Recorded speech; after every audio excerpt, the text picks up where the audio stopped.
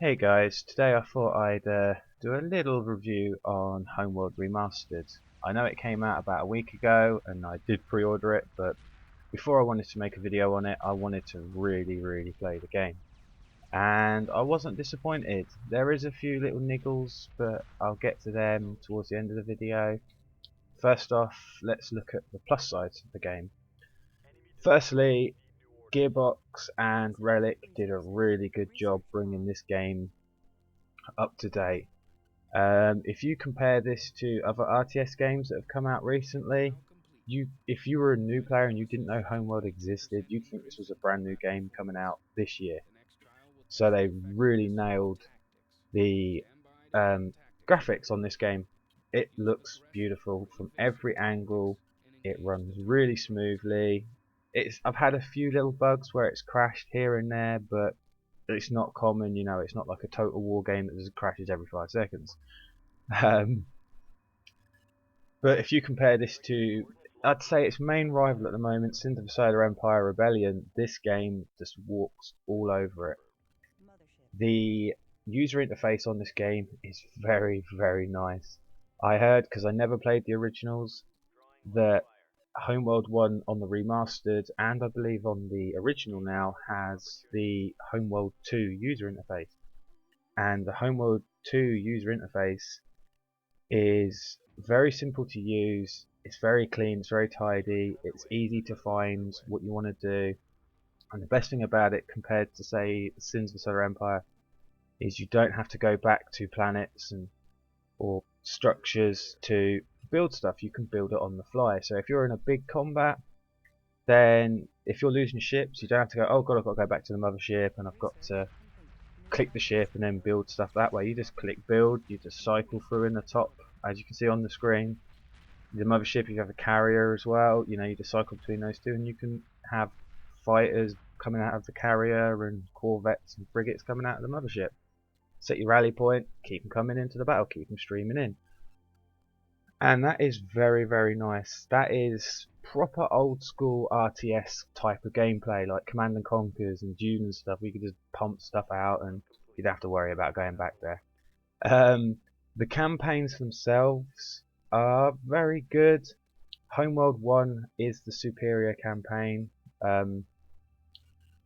I don't want to really ruin the story for anybody, but HomeWorld 1 is more exploration, stuff goes wrong, you decide we've got nothing to lose, let's just go for it. And I like that kind of campaign. It's kind of almost like Battlestar Galactica, but instead of them running away every 5 minutes, this faction, they fight, they decide sod it, we're going in, which I like about that, because you're not just running away, or you're not trying to build your tech up and then attack. You're in it from the start, which is really good. HomeWorld 2's campaign, it's okay, but it's your so-so campaign. A friend of mine actually said to me, if you compare HomeWorld 2 to HomeWorld 1, HomeWorld 2 had a hell of a lot to overcome via storyline, because the HomeWorld original story was almost like an opera. It built up, it built up, it built up, and then you finally get to the end, and you felt satisfied. Whereas HomeWorld 2, they just it's the best way to, they just went all out war. There's none of this. We're the new guys on the block. We're trying to find our way. It's somebody don't like you, you don't like them. Let's have a fight.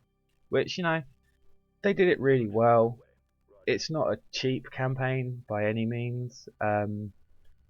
It's just not as good as the first one. Now I've heard Cataclysm was an amazing story, but sadly that didn't make it into the remaster because of, I believe from what I've seen on the internet and doing research and trying to find out what the hell happened to Cataclysm, the original source code has disappeared off the face of the earth. So I don't know if they'll ever be able to do that, but it would be nice.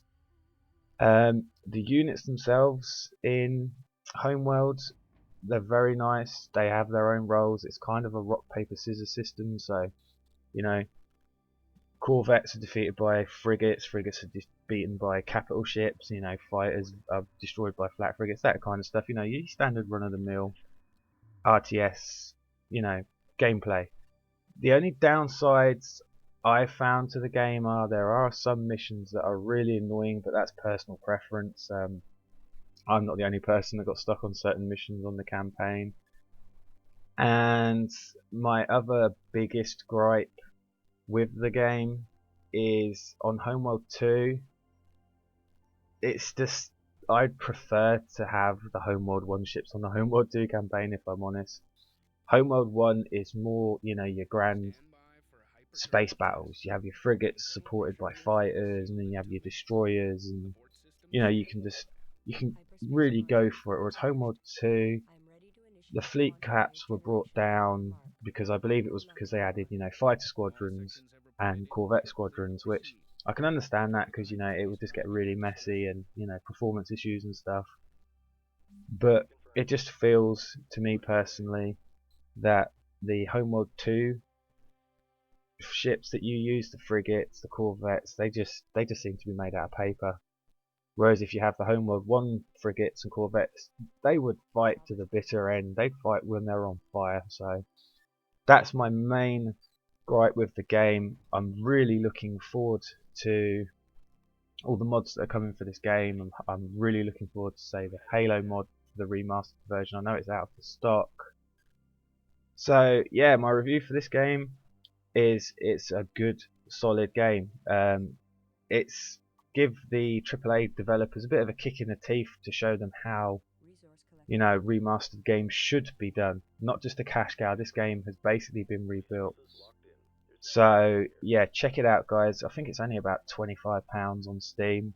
If you never played it, get it. If you have played it, play it for the old memories. I really hope you enjoyed this video. I'm sorry it's a bit short and I'm a bit rusty. I haven't made a video in a while. But if you did like the video, please like, comment and subscribe. I'm going to try and bring some more HomeWorld videos in the future. So until next time, guys, I'll catch you later.